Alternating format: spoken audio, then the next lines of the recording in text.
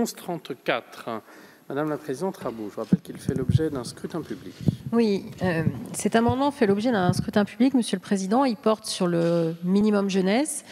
Et si nous avons souhaité mettre un scrutin public, c'est parce qu'il y a un trop gros décalage entre les annonces du gouvernement et les annonces du Président de la République. Vous dites qu'il y a 1 million de jeunes, c'est le Premier ministre. Vous prenez son discours, en plus c'est écrit, qu'il y a 1 million de jeunes sans formation, sans emploi et qui ne sont pas en études. C'est lui qui le dit. Et en parallèle de ça, vous dites on va créer un revenu d'engagement pour 400 000 d'entre eux. Les 600 000 autres, vous les laissez tomber? C'est ça que vous voulez? Mais on n'arrive pas au million. Il suffit de vous reprenez l'ensemble des chiffres, vous faites une addition, on n'est absolument pas au million. Donc ce minimum jeunesse, je rappelle que la France fait partie des 4 pays de l'Union européenne, 4 pays de l'Union européenne, qui aujourd'hui n'ouvrent aucun des droits sociaux aux jeunes, entre 18 et 25 ans.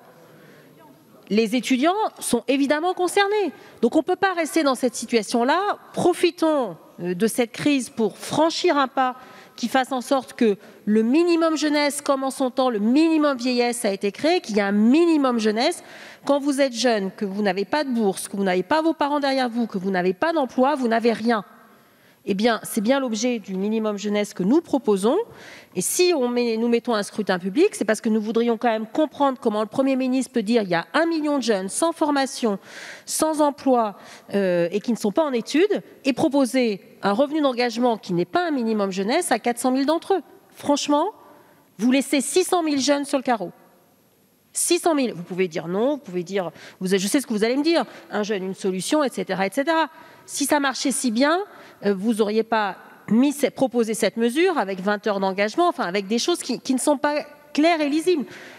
Sur un certain nombre de publics, Monsieur le Ministre, notamment les entreprises, vous êtes capable de faire des mesures simples.